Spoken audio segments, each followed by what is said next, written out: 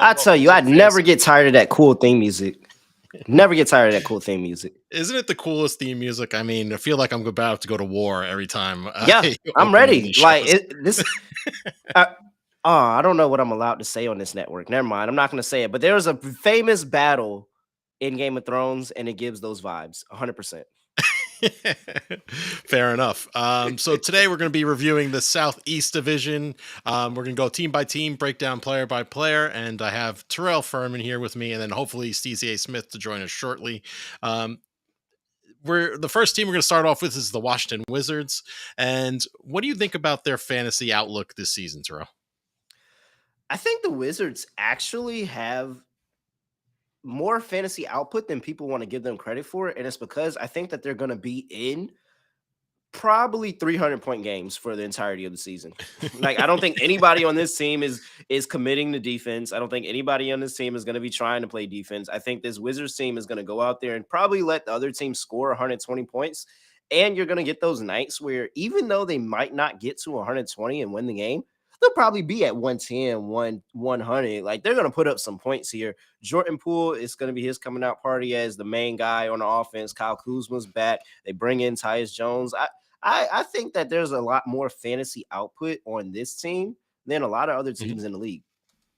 Well, that's like in football where the bad teams that are always throwing at the end of games have great fantasy outputs, and that's exactly how this translates into the NBA. Garbage time, Jared Goff. Garbage time, Jared Goff with those Rams, man. You know what? That's a nice redemption arc. He was a garbage pail kid, and now he's an actual quarterback, which is a beautiful thing. So let's start off. Let's start with Kyle Kuzma. What are your thoughts on his season coming up, and what do you think? What do you think about his output? I think Kyle Kuzma's season is actually can translate pretty closely to where he's been for the past year or two, really his whole time here in Washington. Whereas he's going to have somebody else that's probably going to be the guy. Like, more than likely, Jordan Poole is the guy in this offense. But Kyle Kuzma is an amazing number two, and he's a really, really good number two in a non-championship contending level team. And so he's a gifted scorer. He's going to be able to score on all three levels. I think that what he adds rebounding the basketball as well. And Kyle Kuzma can get into these stretches where he can just start stacking double doubles. That does a lot for your fantasy points. And so I think Kyle Kuzma is somebody that people are sleeping on a little bit later in drafts.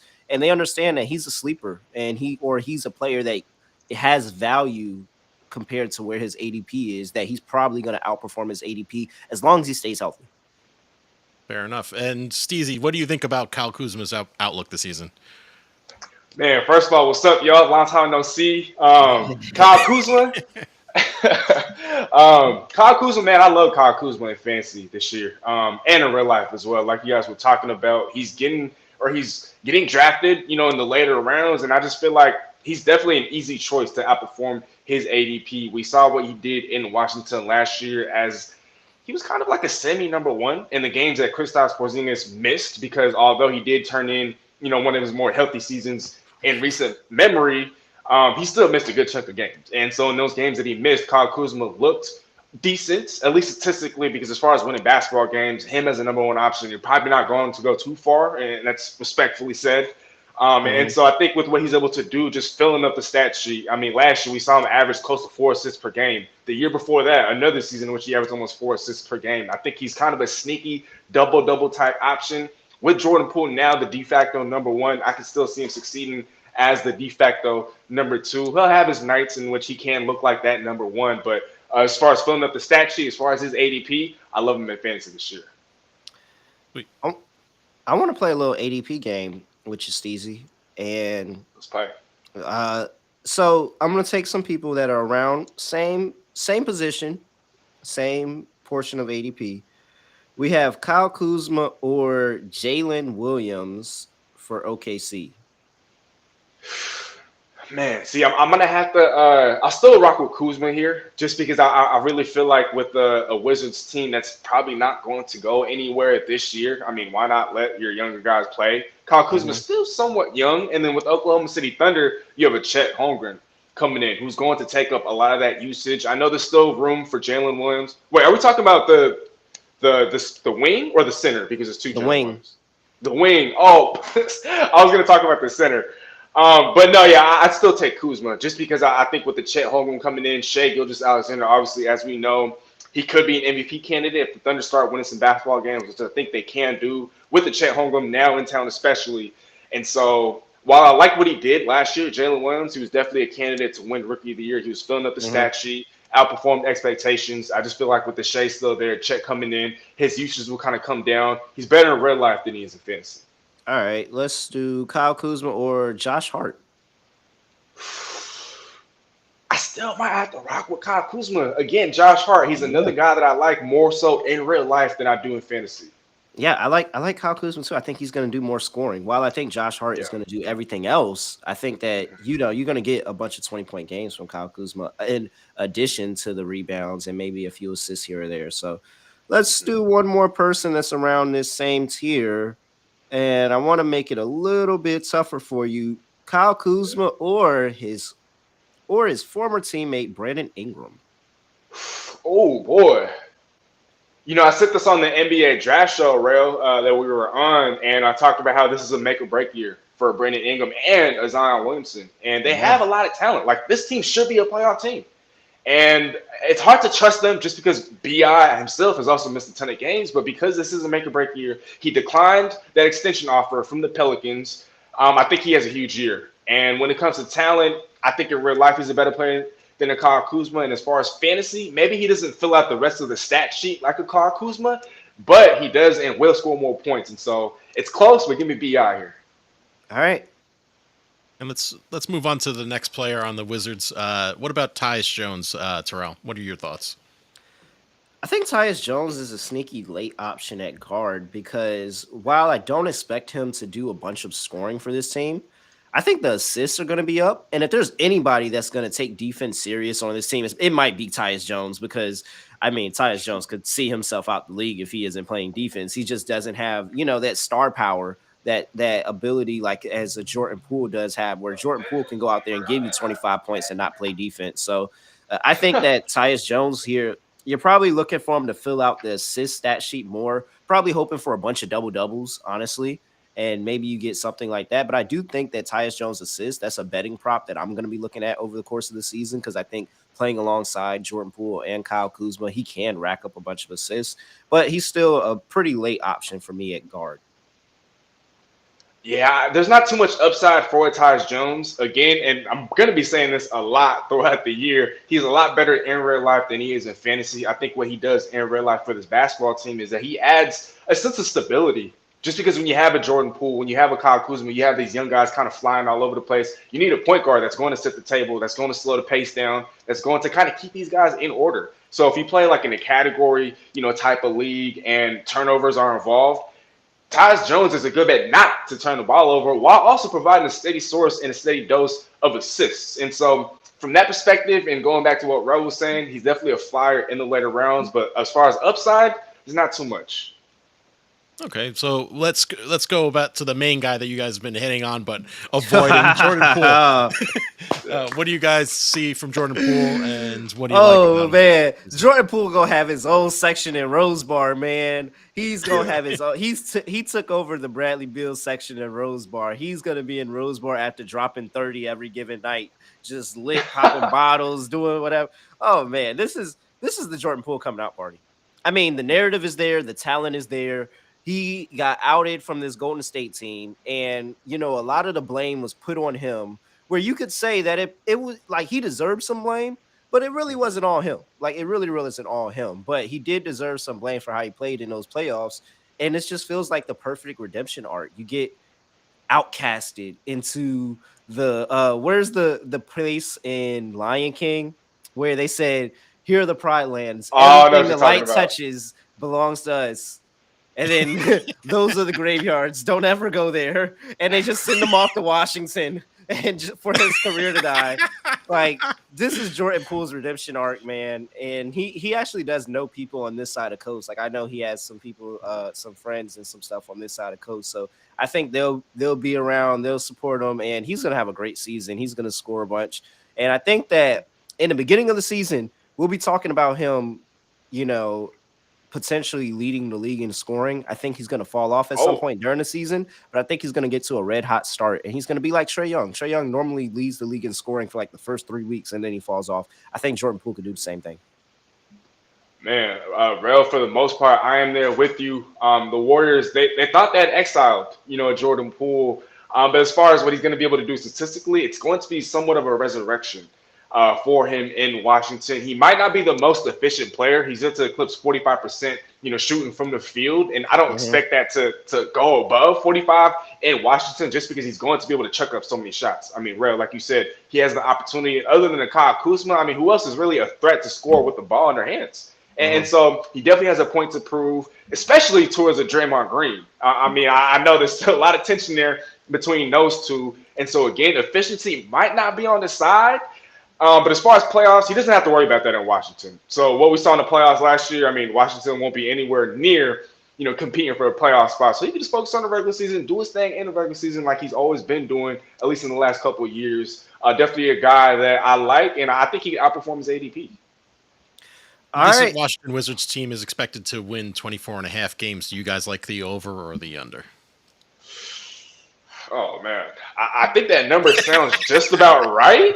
It's a very low number, but I don't really have very much reason to go with the over just because there are some other teams in the East. I'm looking at the Pistons. Cade Cunningham was injured last year, and he missed all of last year, most of last year. And so I think that's a team that's going to be on a rise. Let me go with the under. I am. Who do I think? I don't think Charlotte's going to be any better. I don't think Indiana's going to be that much better. Defensively, this team is going to be so bad on defense. Yeah, I think I'm going to go under. But it's going to be some fun games. Like I think they're going to cover a bunch of games. They're just not going to win outright. Yeah. It sounds like it's going to be fun games for gamblers and not fun games for fans of the team. But let's move on to the Charlotte Hornets, who are expected to win 31.5. What do you guys make of this Charlotte Hornets team? I think they're fun to watch. I think they're definitely a great league pass team. To my knowledge, LaMelo did miss a lot of time last year. And so if you had to ask me if I'm going to over or under here, I like the over.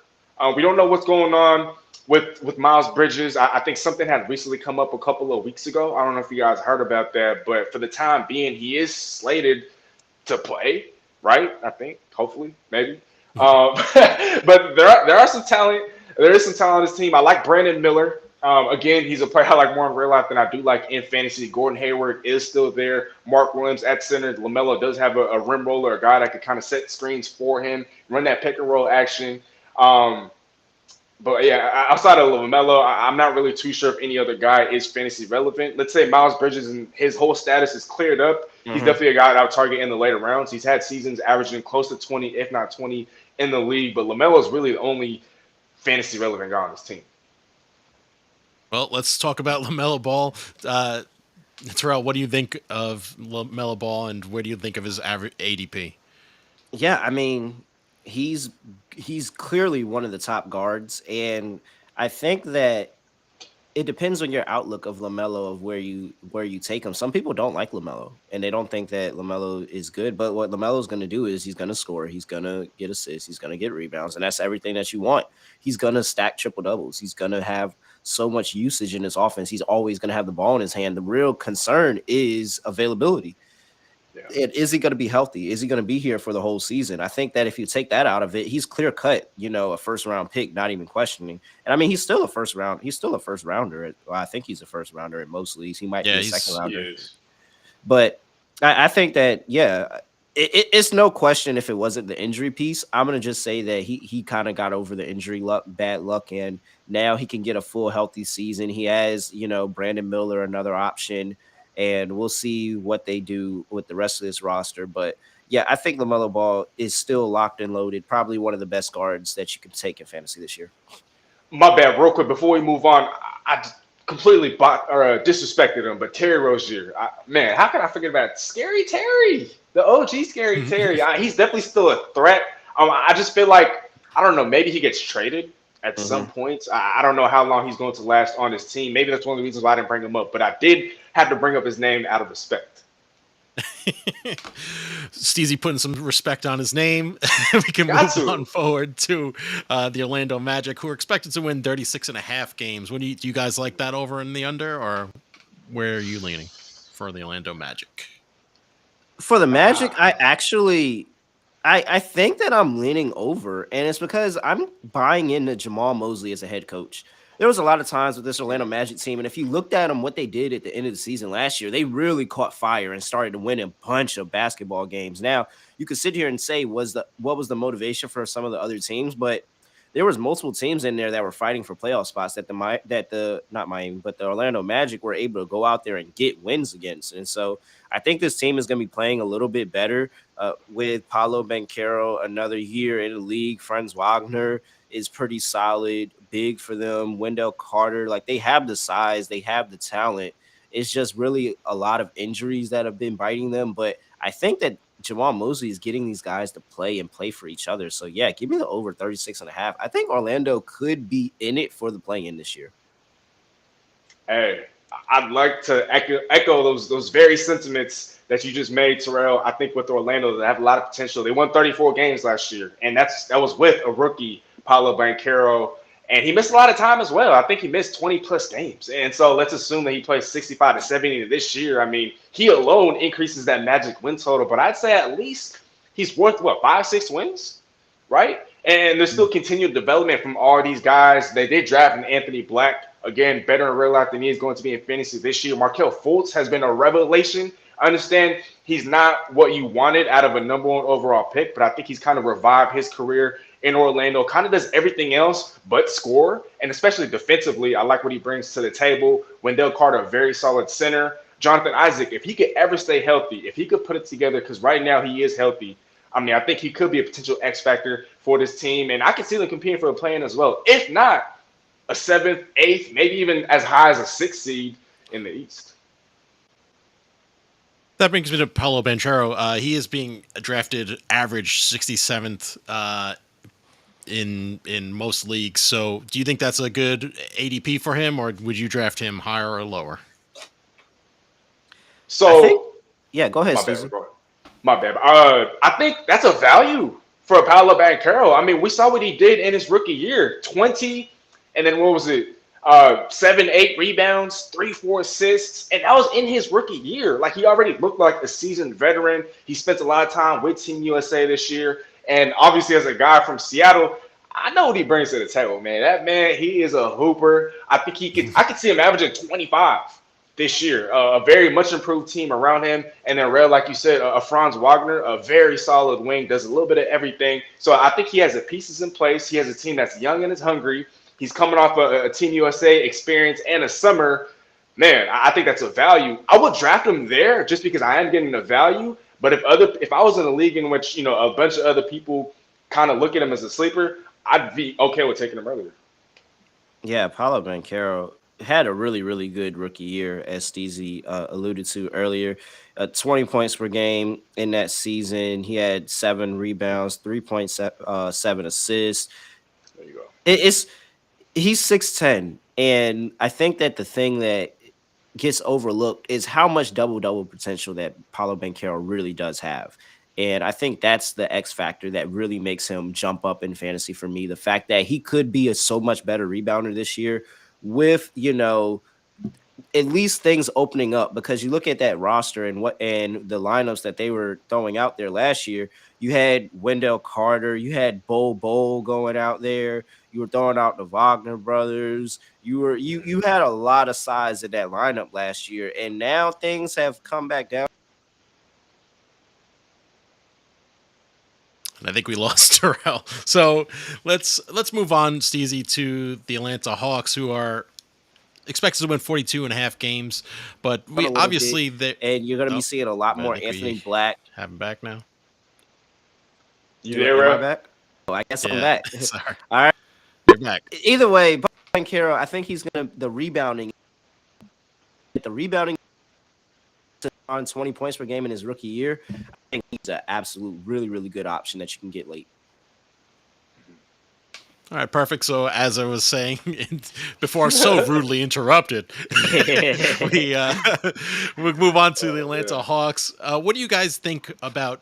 What do you guys expect from Trae Young this season? Because it's going to be, he's really sort of fallen off a bit. I mean, he still puts up points, but where do you see his season this year?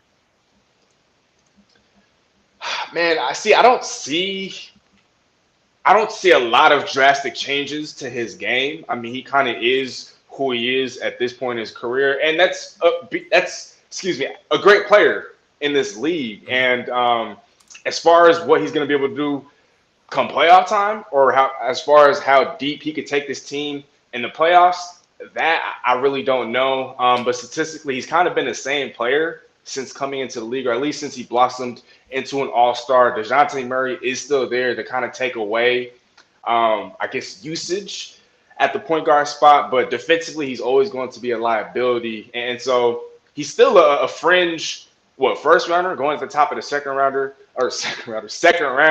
for me. But as far as anything different than what we've seen in the last couple of years, I just don't really have any reason to believe that we're going to see something different. Trae Young's average draft position is in the 15th pick. Do you think that's too high, too low? What do you think? No, I think that's perfect. I mean, he is still a guy that's capable of putting up 30 on any given night, 10 assists any given night. He's going to chuck up a lot of threes. He's not the most efficient when it comes to that, but because he is, the guy that's going to attempt the most shots, he's going to score the most points. And so I think that's perfect. But again, as far as seeing something different, I don't really see that in the cards. Terrell, you have any thoughts on Trae Young? Yeah, I don't think it's anything different, but I think he's still gonna be good. Like I think he's gonna be the same Trae Young. He's gonna rack up a bunch of assists. He's gonna score a bunch of points. And you just hope that, this is the year that he continues to put together and he stays healthy. That's really the major thing. Like he's had that shoulder issue. He's had a whole bunch of nagging injuries that have just kind of taken him out of the lineup. And so Trae Young, I think that is really just a matter of health. Okay, let's move on. What do you guys think about I can't say his name. DeJounte Murray. Thank you. DeJounte Murray. Thank you. Yeah, so DeJounte is that triple-double machine, man. And that's really what you're hoping for from him. You're hoping that he continues to fill up the stat sheet. You know that he can even still put up assists with Trae Young in the lineup. Like he still does pretty all right for the assists. He does pretty solid rebound in the basketball as well. He flies everywhere. He's active defensively and gets a bunch of steals and is really has active hands on the defensive end. So DeJounte is definitely a guard that I personally have been looking at targeting in this Atlanta. If I had to target somebody, I'm probably targeting DeJounte Murray just because I think that he's doing a lot more than just adding the scoring, and he can only get better in this offense. And there's a question mark of how long is Trae Young going to be around? Honestly, we see trades happening in the NBA all the time. Is Trae Young going to be here for long? If he's gone, DeJounte Murray's stock is going to go up after the trade deadline. Yeah, I think with the DeJounte Murray, I mean, I do want to give him a shout out from Seattle, another Seattle baby. So shout out, baby boy. But yeah, I mean, to kind of echo what Terrell was saying, he's just a great all-around player. Defensively, he's a menace. He is a triple-double threat. He is still racking up the stats. His usage is still pretty high, even alongside a Trae Young. I know this is going to be a high-octane offense that's going to push the pace, and so there's enough for both of these guys to eat. But Rail, I think you make a great point.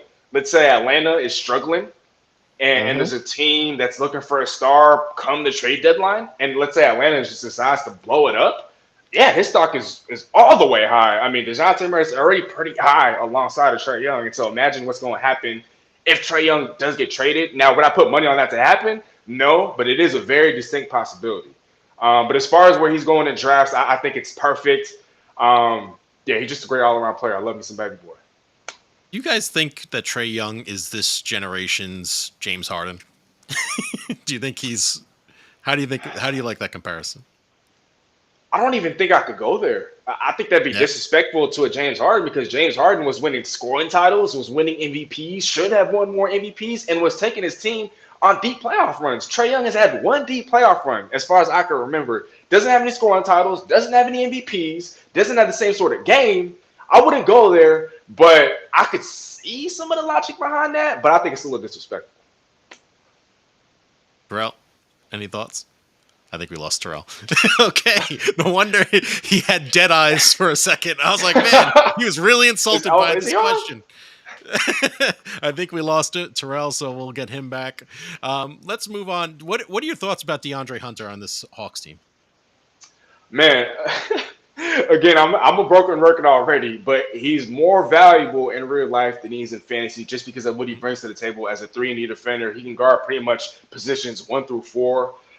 He can hit the 3 ball, but as far as what he's going to be able to do in fantasy, there's just not a lot of usage. He's not going to have very many opportunities with Trae Young and DeJounte Murray kind of dominating the ball. So he's going to be like an off-the-ball type of threat, catch and shoot threes, maybe putbacks every now and then, but you're just not really going to run your offense through a DeAndre Hunter. He's shown and he's had flashes in the times in which those two have missed games, but you just can't really rely on him in fantasy. He's more of a bench piece. But yeah, again, another player I like more in real life than I do in fantasy. So what do you think about this over and under 24.5 for the Atlanta Hawks? Is that the over and under for the win total? I'm sorry. What did I say? I meant 42.5. Did I say 24? Oh, okay. 24. I was like, whoa. Man. Hit the over. Hit the over. Hit the over easily. I think 42.5. Man, it's tough, but I might have to roll with the under because like I talked about earlier, there's a lot of teams in the East that kind of finished in the bottom that I think are on the rise, that I think have a lot of potential. And with the Atlanta Hawks, while they have a great 1-2 punch in a DeJounte Murray and a Trae Young, I think this team's ceiling is limited, and they've been kind of going backwards in the last couple of seasons. Give me the under here. Fair enough. So let's move on to the most emotional team in the NBA, the Miami Heat. What did you think about Jimmy Butler's haircut? I got to ask you because I don't know if you've ever commented on it yet. So allow me to preface by saying that I'm a Miami Heat fan. So I root for the Heat. I love the Heat. Obviously, we don't have our Seattle Supersonics here yet, and so that's why I roll with the Miami Heat. But coming from a Miami Heat fan, I hated it. I just absolutely hated it. Like oh my gosh. But I was just like, yo, Jimmy, what are you doing? Like for me, I guess I'm a little more upset because we didn't get a Damian Lillard. And I understand you want to inject, a little bit of fun, into the atmosphere. And so maybe he had good intentions. But if I'm Jimmy Butler and if I'm the Miami Heat, I'm disappointed. I'm disappointed I didn't land a Bradley Beal. I didn't land a Damian Lillard. And yeah, maybe you have more belief in a Tyler Hero than the consensus. But in this league, you can't afford to remain idle. And that's what I feel like Miami really did this offseason. There was all this talk about getting this star, that star. Oh, we're one piece away. They're one piece away. And your biggest addition, no disrespect, but you brought back a Josh Richardson and you signed a Thomas Bryant. That's not going to move the needle. And like I've been saying, this Eastern Conference is only going to get better. Those teams in the bottom that are young, those teams are hungry, those teams are going to compete, those teams are healthy, and they're going to climb up the standings. Now, I'm not going to sit here and say that Miami's going to miss the playoffs. I'm not going to sit here and say that Miami's still not a contender out east. But going back to what Jimmy was, or going back to our conversation about Jimmy, to me, it's just like he was too casual and just too relaxed about the offseason that we had. There's just so much movement around the NBA, and for him to kind of come in like that, yeah, he's going to do his thing. He's going to ball out. But it just seems like to me, I don't know. He's not really taking it very serious. And I could be wrong, obviously. But I didn't like it. I wasn't a big fan of it. You heard it here first. Steezy is not going to perm his hair in Jimmy Butler. Well, fun fact, I actually did when I was in high school. But we don't have to go into it any further. We'll post those pictures on social media side by side. Those are horrible. Oh man. So what do you think about this team? They're expected to win 44.5 this year. Do you think they hit the over or the under? Oh man. I'll just roll with the over just because I still have a lot of respect for this team, and especially for Eric Spoelstra, who I believe if he's not the best head coach in basketball, he's top 2. top 3. I mean, consistently and constantly, this team overachieves, given the pieces that they have. And so I'm going to roll with the over. But as far as their ceiling and potential in the East, I don't see another finals appearance. I don't even see another conference finals appearance. But then again, we're talking fantasy basketball, and that only entails the regular season, not the postseason. So I don't have to touch on that too much. But yeah, I still like the Heat, just not as contenders this year. Bro, what do you think about the over and the under, which is 44.5 for the Heat? I feel like this just kind of gets into this season. We kind of look at this team and say, well, it doesn't look like they got it this year, and they find a way to continue to get the wins. And it's just this Heat culture in this team, and they, even when they have outs, they still figure it out. And so if this is a healthy year, they could find a way to be good again. Like, I have to say over. I'm going to lean over here. I think that really the injuries is the portion that makes me feel like they're not going to win a bunch of games. And so I think that this team is gritty enough that when they play those tough games against the Celtics, against the Bucks, against the 76ers, they're going to come with a toughness of like, hey, we are not just laying down for this team. So I'm going to go with the over on this Miami Heat team. I think that they're going to win a lot more of these games than people give them credit for. Are there any players you'd like to highlight, Terrell, on the Heat other than Jimmy Butler? Yeah, Tyler Hero. I think Tyler Hero is going to be able to score the basketball, and he's essentially playing for his next location. He knows that his name has been in the trade rumors for a while, and this Heat team wants to get better, and they feel like they can't get better with him. I think this is a chip on his shoulder, and he says, hey, I'm going to go out here and show you can win with me, and if you can't, it's fine. I'm going to just audition for my next team. Well, I want to talk about Bam Adebayo because last year he had his first year averaging north of 20 points per game, and I just think he's one of the best all-around centers in the league. Period. What he brings to the table as a passer, I think he's a top 5 passer at the center position. I think when it comes to his defense and what he's able to do, I mean, he can guard positions 1 through 5. He's a perennial defensive player of the year candidate, and I just think as far as fantasy, man, Jimmy Butler's probably a good bet to miss some games in the regular season, and so I think Bam Adebayo. We could see a few just dominant performances this season. I absolutely love him in fantasy. If you guys remember, I did take him, wasn't in the 3rd round in our NBA draft show or live draft the other day. And so I didn't do that just because I'm a Miami Heat fan. I did that because I do believe in his game, his all-around game. And I wouldn't be surprised if we were to see a career year out of a Bam. Terrell, do you have any thoughts on Bam? Yeah, I think Bam is going to be all right. I mean, I think he's going to be okay. Is at this point, I feel like I know what production I get out of Bam.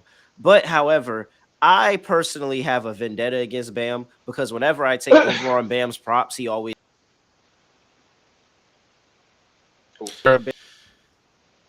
All right. Well, Terrell has very strong thoughts. So strong they broke the internet. We had to censor him, couldn't handle it. So I think that will wrap up our Southeast Division preview. I hope he does. He's still talking, but still glitching through.